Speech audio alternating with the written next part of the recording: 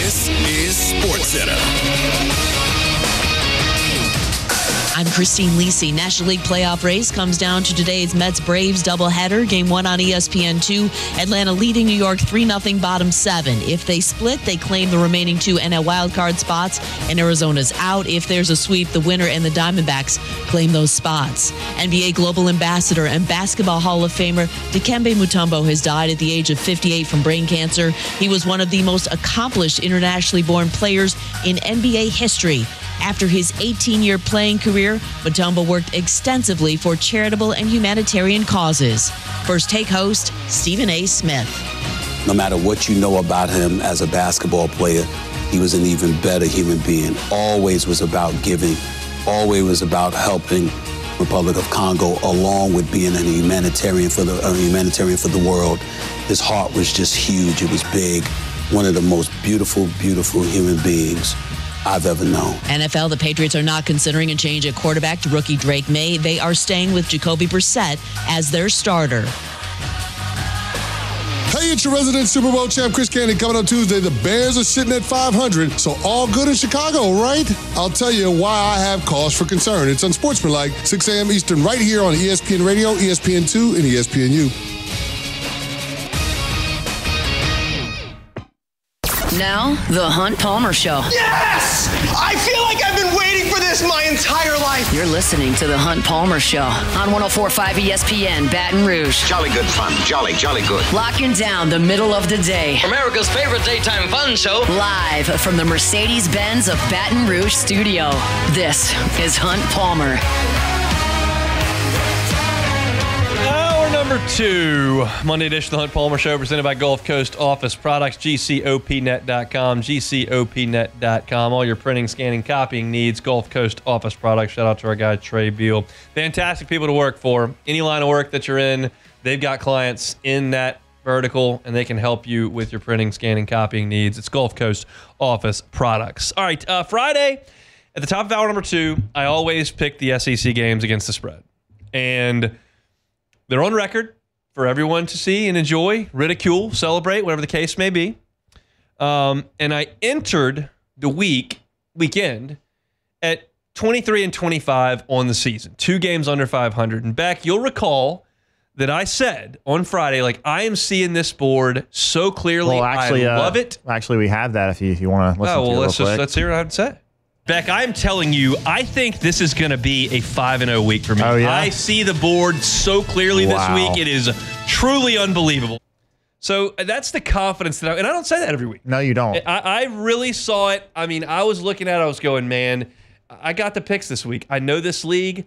I'm an expert in this league. That's why they pay me multiple thousands of dollars every year to come on this radio station and give these picks. So, look, this is right in my wheelhouse. So let's see how that actually progressed. The first game that we had was the 11 o'clock game against ABC. On ABC, it was Ole Miss at Kentucky. What I have there. Ole Miss, we think, has a pretty good defense. I think Kentucky might score 14 points. If they score 14 points, all I got to get to is 30 with Ole Miss. Oh, that's child's play.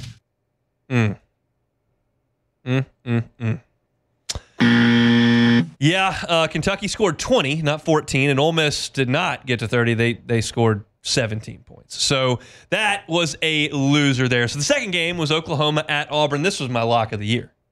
This has all the makings of Auburn in Jordan-Hare winning this football game. I'm all over Auburn here. I think they may win it by 10.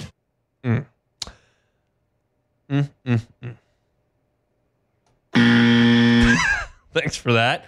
They did not. They were winning by 10 late. It looked like I had it seen perfectly. And then Peyton Thorne throws a freaking pick 6, and they lose the game. It was a pick 'em. I had Auburn. That's a loser. So we thought we were going 5-0. In fact, we started 0-2. What was next? That was Arkansas and Texas A&M. I had the Hogs plus 5.5. That one actually got home. That's a winner. Thank you very much for that. But we're still not 5-0. What came next? It was Mississippi State and Texas. 37.5 was the number. Mississippi State's going to Austin. The line here is 37.5.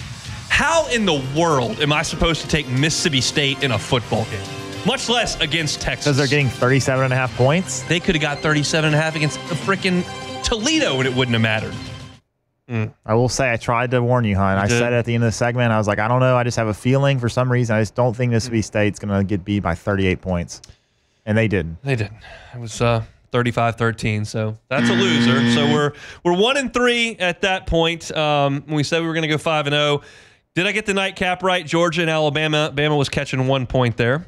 I think Georgia's defense is great. I don't think they're going to allow Alabama to run the ball very much. Georgia stunk on offense against Kentucky. There's no question about it. And Alabama's still got some dudes on defense, and that stadium's going to be rocking. I just think Georgia's better. And if you're going to give me a pick-em with Georgia against anybody in college football, home or away, I'm probably going to take Georgia here. So I don't know that Alabama's not ready to compete in this game. I don't know that Alabama's not ready to win a national championship this year. But if you're going to give me Georgia and a virtual pick-em here, I got to take the dogs. Did I go 5-0? No, you did not. You went 1-4. That's not very good, is it? No, not really. Especially when you're already under 500 for that.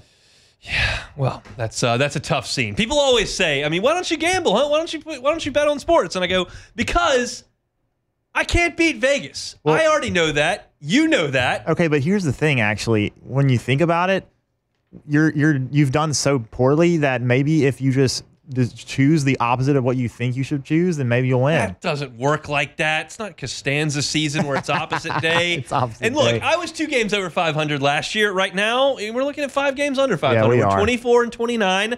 That just means it's time for a comeback. We had September to ease into this thing, and then we cook in October. The good news is, Hunt, is that Vandy is playing next week, okay? And they're playing Alabama at home. They're 23-point underdogs. Right. You have to pick Vanderbilt in that game. There's no rule that says I have to pick Vanderbilt. You do, actually. You do. All right, let's talk about some of these games because I think they're interesting. How about this? This is maybe the most interesting stat that I saw from the weekend in the SEC, and it comes in that morning game, Ole Miss and Kentucky. And I went through and looked at Ole Miss's drive charts, and it was startling. They went right down the field on their first drive, and they went 83 yards on 6 plays and took 2:09 off the clock. But it was a great drive. It was a clinic. They went right down the field. Here are the times of Ole Miss's drives after that in this game against Kentucky. 1:37, 2:25, 1:43, 27 seconds, 3:08, 1:41, 2 minutes, 1.5 minutes, 1:52, 1:37. Like, they can't sustain a 3-minute drive on Kentucky. Meanwhile, the Cats controlled the ball. They had a 7-minute drive that produced a field goal. Even on a drive that they went -4 yards, they still ran 1:52, which is longer than most of Ole Miss's drives. But then they had a drive they punted, but they took 6:27 off the clock. Their next drive, they took almost 6 minutes off the clock. They had a drive in the second half that went for 4.5 minutes. I mean, they controlled the game from a time of possession standpoint, and Ole Miss never really had the ball for long enough to do anything. And when the dust settled, Kentucky won time of possession 39-43 to 2017. So they had it 2-1. And that's exactly what Kentucky wanted to do when they got off the bus. They made enough plays late to get it done, and their defensive line was disruptive all day long against Jackson Dart. And when Ole Miss couldn't run the ball, they ran it for 3.2 yards per carry. That's when Kentucky set everybody loose to try to go get Jackson Dart, and he only completed 18 of 27 for 1 touchdown. Kentucky came in there, had a plan, and executed it. They controlled the ball. Ole Miss didn't. They got after the quarterback, and they got out of there with the win. That is a heinous loss for Ole Miss. In the most anticipated season they've had in decades, to come out and lose to Kentucky at home is heinous. Yeah, that's really tough. I mean, we were 16-point favorite at home, and you can't score more than 17 points. I guess the only – I don't even know if you can say it's a positive is that they held Kentucky to 20 points, but at the end of the day, Kentucky's offense is not good. Kentucky's offense is the worst in the league. Yeah, it's really bad. So there's not really anything you can take away from this. And then Ole Miss has got a game next week against South Carolina. So that's got to be as bad a loss as Ole Miss has had since Eli fell down. It's got to be since 2003. I mean, sure, the Arkansas loss with the big lateral that ended up costing them a shot to Atlanta probably qualifies there, but this was just terrible. Yeah. And they'll now come into Tiger Stadium maybe 5-1, maybe 4-2. You got to go to Williams-Brice. If you can't block Kentucky, I know a good defensive line in South Carolina. They may not have anything else, but they got a defensive line, and they can wreck you if you don't pay attention. So we'll see what Ole Miss is able to do in that one. But that wasn't all the really interesting action in the Southeastern Conference. The game at Auburn between Oklahoma and Auburn that I thought was a really good spot for Auburn to come in and win looked that way, and then Auburn does what Auburn's done. They can't stop turning the ball over. 5 turnovers in a loss to Cal. 5 turnovers in a loss to Arkansas. And you thought they had cleaned it up, and they take control, and they have a 10-point lead in the fourth quarter against Oklahoma, and they turn it over again. Peyton Thorne throws a terrible pick 6 on an intermediate route. Oklahoma takes it back the other way, and the Sooners come in there with a redshirt freshman, a true freshman quarterback in Michael Hawkins Jr. He was 10 of 15 in the game. And that's enough for Oklahoma to win because Auburn cannot stop turning the football over. And we'll see when Peyton Thorne moves on after this year if Hank Brown's the guy or if Hugh Freeze has got to dip back into the transfer portal and figure that out. But they don't have a quarterback, and it's killing them. It is killing them. They've been good enough on defense to be undefeated right now. And this is the first time in the history of Auburn football, that they have lost 3 home games in September. And it's not like the 85 Bears were showing up. Not like the 2019 LSU Tigers were showing up. It was Cal, Arkansas, and Oklahoma with a backup quarterback. It is a tough scene right now on the plains of Auburn because they just don't have anybody that can play. I mean, Thorne made some plays through the air. He threw 3 touchdown passes, and Cam Coleman looks the part. He looks really good. Keandre Lambert-Smith has been pretty good for them at wide receiver, but they can't stop turning it over, and that's the problem. I said when I made the pick yesterday, I was like, if they can just not turn the ball over, I think they'll be okay. They were for 3 quarters and then gave it up, and Oklahoma gets out of there with a win. Sooners now 4-1, 1-1 in their maiden voids in the Southeastern Conference. And Auburn drops to 0-2. Yeah, now Auburn's got to go on the road and play a not very happy Georgia team. Yeah, cranky Georgia team. Auburn's next 3 games are on the road. It's at Georgia, at Missouri, and at Kentucky. And you could see this thing starting to slip off the rails a little bit if you're Hugh Freeze and Auburn. They've got a good recruiting class. That collective is going to try to keep things together, but it's a bad product right now that Auburn's putting on the field, and that's a tough stretch. It was almost unthinkable that they would lose all 3 of those home games before the season started, and now they have. And so you got to try to find a way. Does bowl eligibility mean anything at this point? I mean, here's how do I get to a bowl? I got Alabama, A&M, New Mexico. I'm not going to beat Georgia. I don't like their chances at Missouri. Maybe they split Missouri and Kentucky, so that's a 3rd win. You beat Vanderbilt and ULM at home. That's 4-5. And then you got to find a way to beat either A&M or Alabama on the road, and I don't think that's going to happen in Tuscaloosa. So you probably, to get to a bowl game, are going to have to beat Missouri or Kentucky, Vanderbilt, UL Monroe, and Texas A&M. And that 5-7 looks like a real possibility on the Plains. So we'll talk about Georgia and Alabama when we come back on the Hunt Palmer Show. The Hunt Palmer Show. Evolve Physical Therapy, evolvept.com. Just about all the New Orleans Saints need some physical therapy. I wish they'd come on up here to Baton Rouge and go to Evolve. They probably won't. They'll probably handle that in the facility, which is good news for you because now if you've got some pain, you can go to Evolve Physical Therapy and Sports, see Robbie Bolton and his team, and they will get you back to being your active self.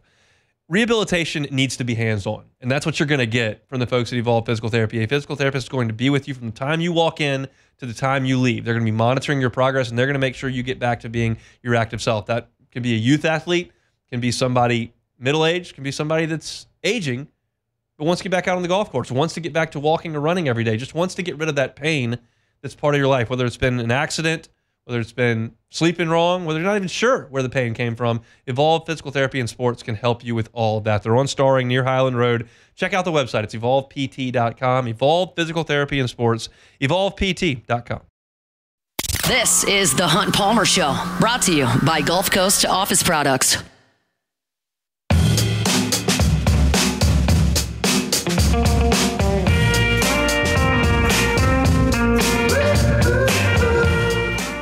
Congratulations to Roy Barmore from Baton Rouge and Jonathan Bryant from Metry. Roy and Jonathan are the Week 5 winners in our 2024 Pick'em contest, and each wins a Hooters wing party for 10 people. Don't forget to make your picks for round 6 by this Thursday at noon. Weekly winners will receive a Hooters wing party for 10 people, and the first place season-long champion will receive a 75-inch 4K flat-screen TV and soundbar, plus free Hooters wings for an entire year. It's a 2024 college football pick'em presented by Hooters. Got to get a ruling on this back. Was sitting on my front porch yesterday. Myers man was riding his little bike around, and I looked over 3 houses down, and I noticed something that I had not noticed before. Can't swear that it wasn't there, but I'd never seen it before, and I think I would have noticed. There was an Ole Miss flag flying. Interesting. 2 weeks before the game? I feel like that's a statement right there by the neighbor. Well, and yeah. I'm a little cranky about it. Well, it's interesting, too, considering they just lost as well. Yeah. But, yeah, I don't know, man. Maybe you just haven't noticed it, but I feel like you're outside pretty regularly, so you would think that you would see it. But I think they're trying to make a statement with Ole Miss coming to town in a couple of weekends. I'm not having it. So may have to send them a friendly message somehow. Billy Madison style. Yeah. Probably not. No, probably not. Georgia and Alabama back on Saturday night. What a finish to that one. I'll be candid with you. I was in the press box, obviously. Georgia and Alabama were playing at the same time as LSU in South Alabama. And I knew that Alabama had gone up 28-0. I knew it was like 30-7 at halftime. And I just didn't pay attention at all. It was one of those games that LSU was playing where I knew I could write in the fourth quarter to get everything done. And so I was really writing, digging for stats, watching the LSU game, looking up and all that. And I did not pay attention at all to Georgia and Alabama. And so the game ends and we go down to our new studio and they've got a big TV in there. And I look up and Georgia is down like 4 and has the ball moving. And I was like, what happened? Like, I didn't see anybody talking about this on Twitter. Like, they clearly were. I just wasn't paying attention close enough. And I was stunned when I sat down to do the post-game show that this game was as close as it was. I don't recall a game feeling like that between two programs of that magnitude. Sure, there are times where a really, really good team gets down big and comes back to win, but that doesn't usually happen in Georgia-Bama. Like, to have that large a comeback in the second half is very, very rare. And Georgia brings it all the way back, takes the lead. And then, as you know, Alabama throws it out to Williams, and he goes 75 yards for a touchdown. Georgia drives it back and gets the interception. It was an incredible game.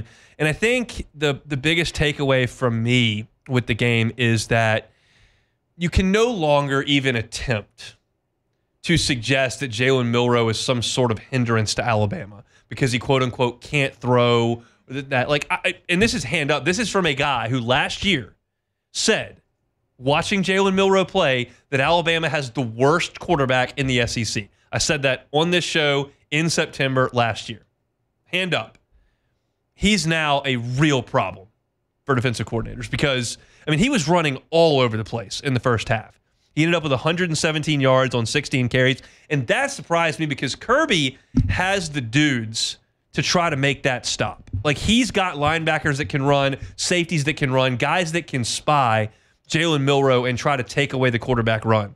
And they were completely unable to take away the quarterback run. He almost had 500 total yards against what most people might consider the best defense in college football. For sure. I mean, he completed 27 of 33 for 374 yards. No, it's not a thing of beauty when he throws from back there. He looks like to me when you play one of those high school teams that puts their best athlete at quarterback. It's not, the cleanest mechanics in terms of throwing the ball, but he's got a cannon for an arm. He's getting more accurate, and when he's not throwing the ball, he can run it all over you. And Georgia just did not have an answer. Georgia doesn't allow 41 points. That doesn't happen. And it did on Saturday night in Bryant-Denny. And Carson Beck threw 3 picks. He did 2 of them early, and it was ugly. But he did lead that team back. He had to throw it 50 times to do it, but he threw for 439 yards and 3 touchdowns. I didn't love the last throw that got picked, kind of throwing it wasn't necessary to throw a jump ball there. And if you're Georgia and you're playing Vanderbilt, you can throw a jump ball because you're going to have a much better player out there than Vandy does. When you're playing Alabama and the level of athlete that they've got, that's not a throw you have to make. I would have rather they try to execute something a little bit different there. And so there was some talk when they expanded the playoff that these games wouldn't carry as much significance. And I just vehemently disagree. I mean, if you looked at the environment in that stadium and you looked at the way those players celebrated when they won in Alabama and how tough it was on Georgia. Like, that game meant a ton. And Alabama's now got a prime opportunity to go win the Southeastern Conference, which in turn gives you a bye, which is huge. And now Georgia's margin for error is smaller. And I just do not think that having Georgia go on the road to Tuscaloosa and lose a game that late should be a massive negative to them in chasing a national championship. I just don't think that's necessary to call your sport great or your regular season great. The game still mattered a ton. There were still a ton of eyeballs on it. The players wanted it badly. The winner has got a huge advantage here and an awesome opportunity. The loser's back's against the wall a little bit, but they're still very much in it. And that, to me, is a lot more equitable than, hey, you lost a game. Well, you better hope some team from the Big 12 doesn't go undefeated or else you're done. Like that, that just shouldn't be the way it goes. And that would have been the case for Alabama, say in like 2011 when LSU loses. If Oklahoma State goes undefeated, Bama's done. They play one of the best teams of the decade, lost to them in overtime, and you're done. That, to me, is not a requirement for your sport to be great. And we saw two awesome programs, two awesome teams go out there and put on a show, and the loser is still right there in it, and the winner's got a huge advantage. And I thought it was an incredible football game. And I'm really impressed with Jalen Milroe is really the biggest takeaway for me from that game. What is just, man, I was we were out at a restaurant watching. I was watching the LSU game, and then they had the Georgia game on their TV. And I wasn't fully focused on the Georgia game, but I kept checking over. I saw the score, saw it 7-0, 14-0, then 21-0, and then go to the second quarter, 28-0. And I couldn't really believe it. I kind of reminiscing a little bit of the LSU-Alabama 2019 game where LSU goes up 33-13 in the first half. Yeah. But still, that was just an incredible performance, man. Kalen DeBoer has got his statement win already in his first year at Alabama and has really proven to all the people that maybe thought he was going to struggle and losing the best coach of all time was going to cause him to take a step back. It seems like they've stayed right where you would expect them to be, even without Nick Saban at the coach. Yeah, I think that Alabama's going to be good. It's just not going to be the same. They're not going to sustain that type of excellence year over year. I would be stunned if they were a top 5 team the next 12 years and won 6 natties. That's just not sustainable. But right now they're right where you would expect them to be. Yeah, that's where they would be if Saban was the coach, I'm sure. But you got to keep recruiting and you got to keep winning huge games. And we've seen it kind of slip away from some folks. It slipped away from Dabo a little bit. They fell off. Certainly LSU wasn't able to sustain things at all. So he inherited a really good situation, and he's done a good job. Their signing class is good, and they've won a couple big games early in the season, going to Wisconsin and winning that game against Georgia. But it's a long way to go to reach the Saban level. Certainly, yeah. It's a long way to go. Jerry World is an incredible facility. It is. Great place, great venue, good sight lines, fantastic concession stand situation, comfy seats. But I bet Arkansas fans are starting to hate it. Yeah. Or may have hated it for a while. They have lost to Texas A&M 12 out of the last 13 times. And now they're not going to play in Jerry World anymore, but it's the same song and dance every time these two teams get together. Arkansas just finds a way to lose the game. It's just been amazing. And they had a lead in this game. They led 17-14 early in the fourth when they kicked a field goal, but they couldn't sustain it. It was A&M just did enough to win it, and Scorton makes the big play at the end with that strip sack, and that's the kind of difference maker you've got to go add in the transfer portal. And A&M got a little fortunate here that the Big Ten sack leader grew up in Bryan, Texas, which is the sister city of College Station, and he wanted to come back home to play from Purdue. But he made a huge play there to sack Taylor Green to strip the ball and ice this thing for Texas A&M. It's a nice win for Mike Elko. They're a flawed team. Marcel Reed is a developing quarterback, but he's far from a finished product. In this game, he was 11 out of 22 for 163 yards. That's not exactly the most dynamic passing performance. But you know that A&M is going to try to run the ball, and they were committed to that. They ran it 38 times in this game. I said on Friday I thought Arkansas would slow A&M's rushing game down like they did against Ollie Gordon, and they did to an extent. They only allowed 3.5 yards per carry, which is not bad, but A&M controlled the clock, and they ended up making the one big play late to go ahead and win it. And for Sam Pittman in Arkansas, like, that's a game he really needed to win, because it just gets really dicey after this. You've got a home game with Tennessee, then you got a home game with LSU. You're at Mississippi State, which is one you damn sure better win. And then you got Ole Miss, Texas, before Louisiana Tech, and at Missouri to finish the year. And if we think Sam Pittman needs to win at least 6 games to keep his job, I don't know if 5-7 is going to be good enough. You've got 3 wins socked away because you did go get one at Auburn, but you've got to find 3 more. Can you beat LSU at home? Can you beat Ole Miss at home? I don't. They're not going to beat Texas. So you've got Louisiana Tech and Mississippi State. You got to find one more between Tennessee, LSU, Ole Miss, Texas at home, and at Missouri. The good news is they're at home a lot, but it's going to be difficult for them to get there. And I think they've got a pretty good coordinator set up. Their defense has played well, and Petrino's got Taylor Green usually putting up some yards, but they're just not very good.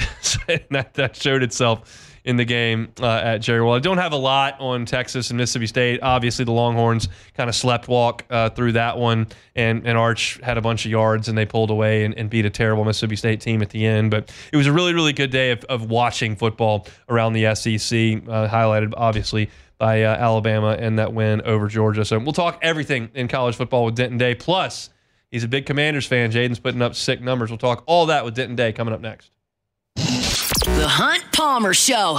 Boudreaux's Electrical Services. They're a certified Generac dealer, a premier Generac generator dealer. That means they're in the top 3% nationwide in terms of Generac generator sales. Maybe you're a business owner. You've got commercial property, whether you got multiple or just one. You can call Boudreaux's Electrical and get that generator put in. They've got heavy-duty equipment that can power a business and make sure that if the power goes out, whether it's an afternoon storm or even a hurricane that comes through, your power is going to stay on. Your business can remain productive. That's a key deal, and Boudreaux's Electrical is happy to help you out in the commercial space. If you're a homeowner as well, get that generator. Give yourself the peace of mind to know your power is not going to go out when that weather comes through or when that guy drives off the road and hits that power line near you. Boudreaux's Electrical Services can help you out with all of that. You can give them a call. 2 different numbers. The first one they've had for 40 years, down in 985 in Napoleonville, 985-397-1562, 985-397-1562 in Baton Rouge and Gonzales, 225-300-9389, 225-300-9389, or a simple way that I'll tell you each and every day, BoudreauxElectrical.com, BoudreauxElectrical.com. You're listening to The Hunt Palmer Show, brought to you by Gulf Coast Office Products.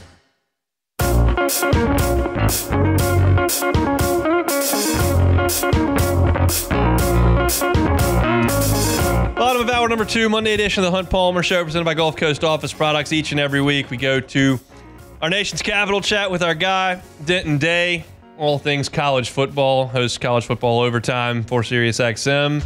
But we're not going to start with college football because there are other things to discuss in the nation's capital, and that is Jaden Daniels and the Commanders, who apparently have quit punting. They're just out on punting. They gave it up a few weeks ago and hadn't done it since week 2.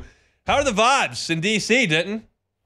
They are unlike anything that I have ever experienced. It's funny. You and I talked before. I guess last time we talked was before that Monday Night Football game, and expectations were, I would say, at a reasonable level. He completely blew those out of the water, and then yesterday was the setup for a letdown game because of how he played on Monday Night Football. And what do? The offense goes out there and scores 42 points. It's the first time this organization has scored 38 points in back-to-back weeks since 1991 when they were the Redskins, Hunt, and they also won the Super Bowl that year. So you would say it's a little getting a little crazy over here in the district. Is this more amped up than the RG3 early love? Is this a different level? I would say yes, but I think it's because of the RG3 situation and because people in town view Jaden Daniels drastically differently. That has nothing to do with football, by the way. It's more of the non-football things as to why people gravitate a little bit more towards Jaden Daniels. And then, of course, when you actually watch him play football and the things that he is doing at this level this soon, I would say it's a little more hype. And when you go 16 consecutive drives resulting in points, that's historic kind of things going on here. So I would say the hype has exceeded that of what it was with Robert. What has impressed you the most about Jaden through the first 4 games? How nothing bothers him. Like, he went out and threw an interception, and he came right back like it was nothing. Because that was the first big test, right? We've been seeing all these things, like what's going to happen when he throws an interception? What's going to happen when there's any bit of adversity? How's he going to handle it? And he's the exact same guy. His ability to just stay on that same level, despite the success or the mistakes, that has been easily the most impressive. This young, being that kind of guy, it's awesome to watch. It has been really, really special, and we hoped that would be the results as he departed Baton Rouge, but you never really know. Teams will adjust, and he'll have to do the same thing, but he's gotten off to as good a start as anyone could have possibly hoped for there in Washington. So it's been a lot of fun for us to watch down here in Baton Rouge. Let's talk some college football.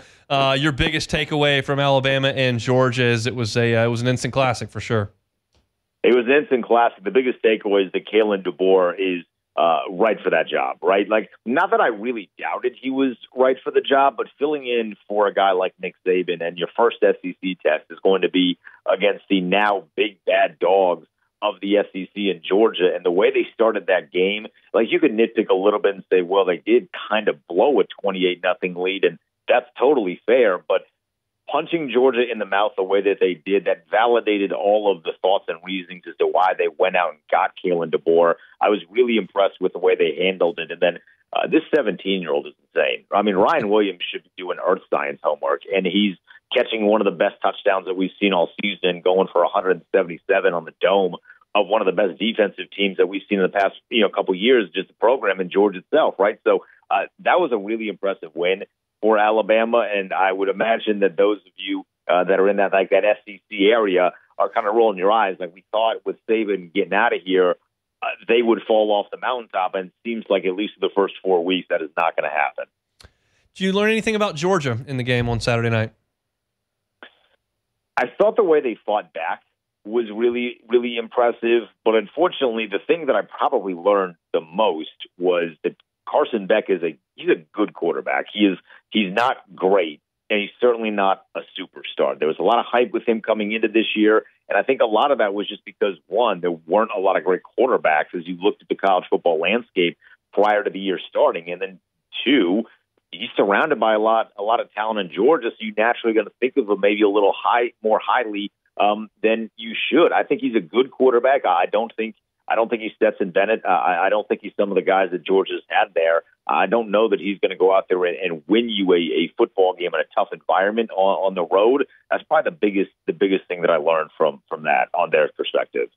I haven't talked about the Big 12 today, so a quick question on that before we zip back into the SEC.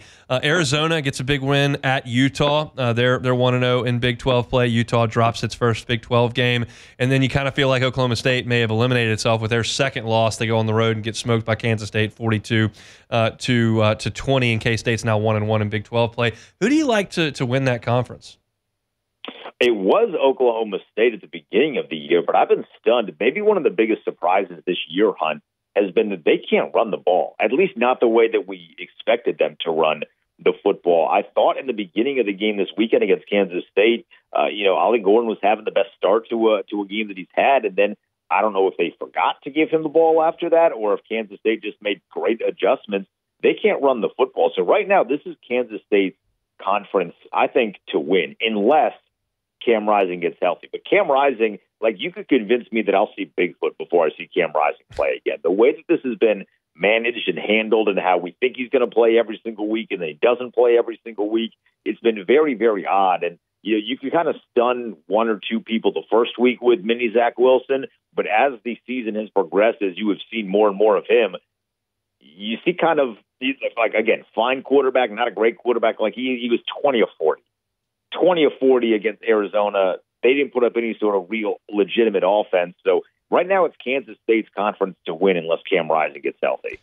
Nobody's talking about Penn State. They took care of Illinois 21-7 back on Saturday. They're undefeated. They've got a bad UCLA team coming to Happy Valley this week before they go out west to play USC the following week. But they're undefeated. They generally take care of the teams they're supposed to beat and then don't show up in the big spots. But do you feel like they're a likely playoff team at this point? I would say yes, they're a likely playoff team. I would not feel great about them in the playoffs unless I see a crazy performance from Drew Aller. I was hoping that was going to be this weekend. Like, Penn State can run the football. We know that. They could do it last year. The problem was, what happens when somebody puts 8 in the box? Do you trust that Drew Aller is going to quickly make a good decision and then make big-time throws?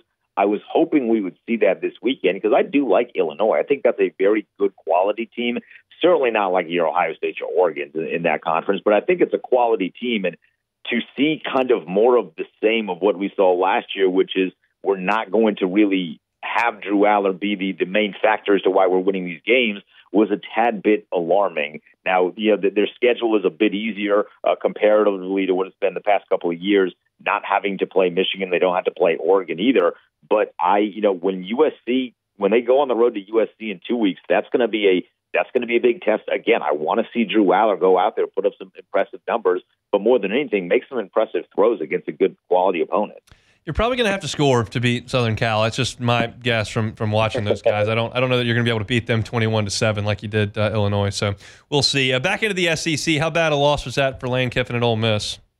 Oh God, it was awful. Oh, it was so bad. Oh my God. I mean, that is probably the worst loss that you're going to see in college football this year.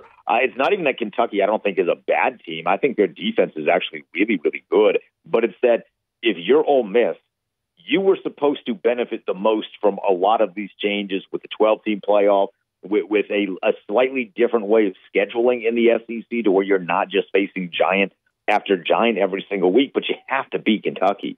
Like that's one of the programs where at the beginning of the year, your schedule comes out and you say, all right, this is a definitive W. And now you look at the way their schedule is going to line up they don't have to play in Alabama, which is great, but you're on the road against South Carolina.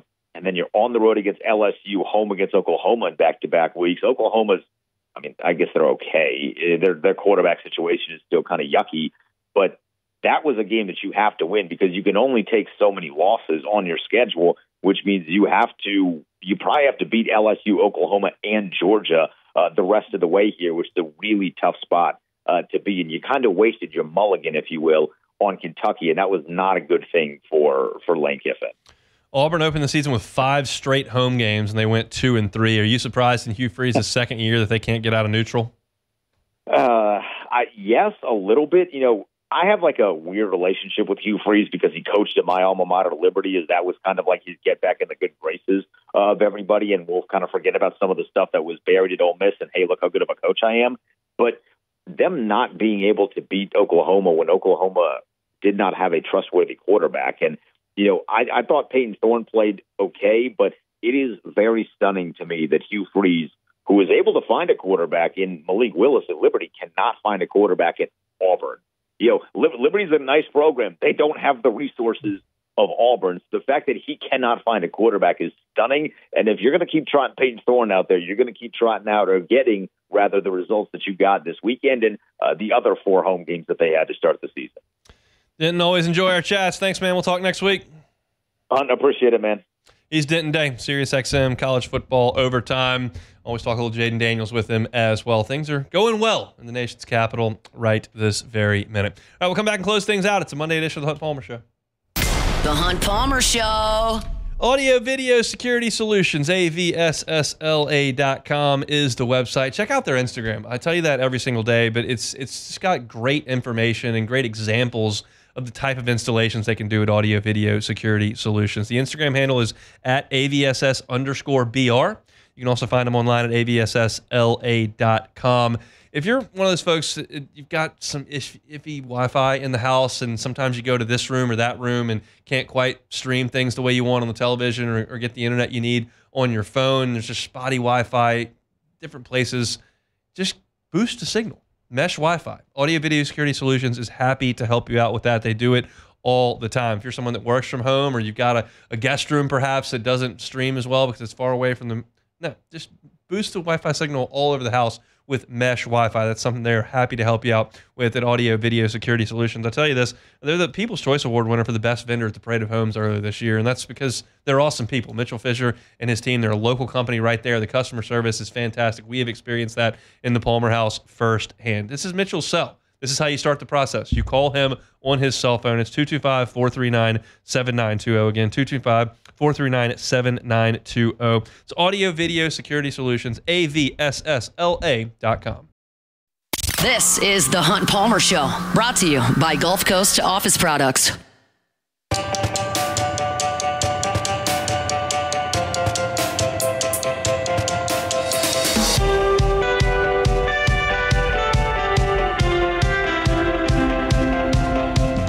104.5 ESPN Baton Rouge and Shell are excited to celebrate the 100th anniversary of Tiger Stadium with our Draw to 100 sweepstakes.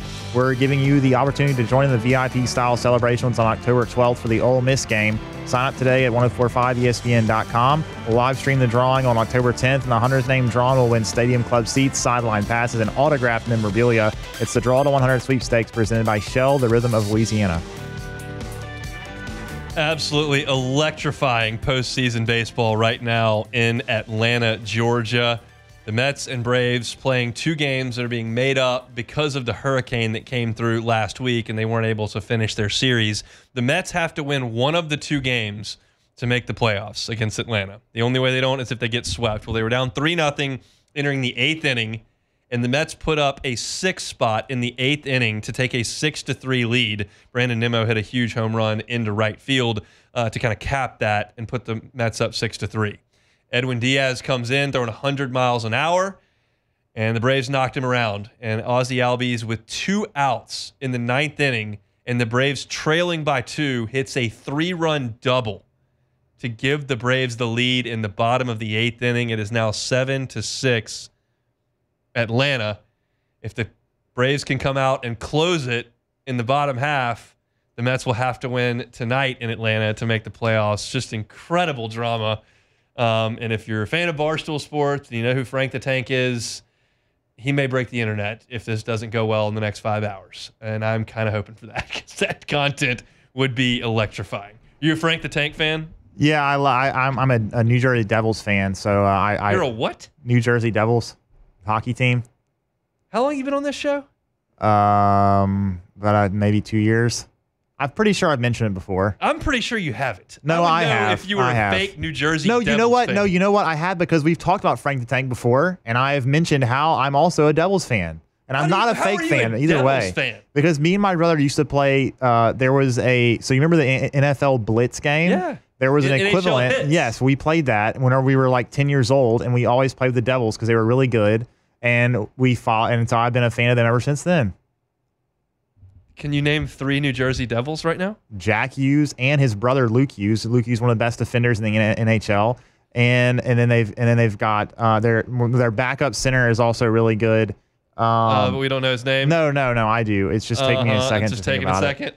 Okay, Cassie, you're gonna make fun of me. Can I get a ruling on this? No. I'm thinking this is fake fan. Yeah, I'm not. I don't have a good enough reason, because we played as the Devils in a hockey game on video games. I follow their seasons. I do. I don't watch all their games like the Cubs, but I do follow how well they're doing, and I try to keep up with them. They say you're Nookie says you're Putty. David Putty, are you a face painter like David Putty? No, I'd not go that far. But the Devils. I wanted to try to go to a game. I went to New York last year, but didn't make it. But didn't make that happen. Yeah. That's a bummer. I had a buddy that was up in New York this past weekend and saw Skeens pitch. He was really bummed when they took him out after 2 innings. Yeah, I guess it was just the innings. Like the Cubs didn't pitch him in August yesterday because why? Who cares? Right. It doesn't matter. There's the risk reward there is not very good. So back Devils fan. I'm gonna submit that for further review. We'll see if we can figure that if that's true. Or not. Did want to mention before we get out of here that basketball got a commitment. LSU basketball, Mozzie Mosley, and I believe I'm saying that right. It's spelled M-A-Z-I. I watched his YouTube highlight tape, which, by the way, the longest YouTube highlight tape I've ever seen from a high school player of any sport. 44 minutes on YouTube of highlights of Mozzie. But the only I couldn't find an interview to see what his name was. I found when he scores, the PA guy in his home gym says Mozzie. So I'm going to go with the PA guy in his home gym that knows it. So we're going to go Mozzie Mosley. He's 6'5", really thin, like 165 pounds. Like he needs to add weight, but he's a talented scorer. I watched a lot of the tape. There's a lot of it, but I watched a lot of it. Very comfortable driving both ways. Does a lot of his scoring around the rim. Shoots it a little bit, but a lot of attacking from a 6'5" wing. We know that Matt McMahon likes his long and athletic wings.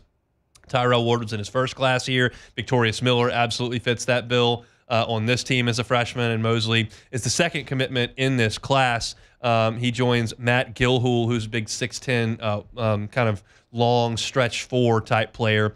And Mosley is the top 100 guy, number 60 player in the country, according to 24/7. He's from California, but he is transferred to Montverde for the last year of his high school career. So he'll play on that kind of all-star type team. Ben Simmons went there as well. I was going to say, any thought on the President's Cup before we get out of here?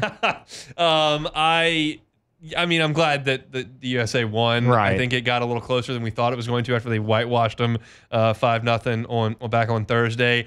I'm one of the guys, like, I'm okay with the President's Cup it is. A lot of people hate it. They think they should let the women play to give it a little bit of spice because USA's won 9 in a row. I think that the international team would have a chance if they had their live guys, but those guys decided to go take the cash and they're not playing, so it's just a tough spot for them to be in. The Tom Kim drama was good. A little bit of drama with Tom Kim. Those guys running off to the tee box a little bit early, thanks to Captain and then the slow play. Everybody always talks about how slow he is. Very slow, but I mean, look, Xander and Cantley are slow too. You can't. Cantley is a savage. I do not understand how he's so good in the Ryder Cup and the President's Cup, and he's nowhere to be seen in the majors. It's just like Ian Poulter. It was the same way. He was incredible. That's true, but like Cantley's so much better than Poulter. Poulter wasn't any good except on putting in the Ryder Cup. Yeah, and then that's true. But Cantley won the FedEx Cup, but he can't compete in the majors. It's a crazy deal with him. So that's my thought on the President's Cup. That's it for us here on a Monday edition of the Hunt Palmer Show, presented by Gulf Coast Office Products. If you missed any of it, catch it on demand. 1045ESPN.com's on demand tab, Apple Podcasts, Spotify, Google, wherever you find your sound, you can certainly find us. First 30 minutes were all LSU talk. Talked a little bit about the Saints as well. Jaden Daniels had a great day. My picks against the spread, awful in SEC games, and then Denton Day talking some college football. Matt's going to drive you home next on After Further Review. Have a great Monday. We're back tomorrow, same time, same place on the Hunt Palmer Show.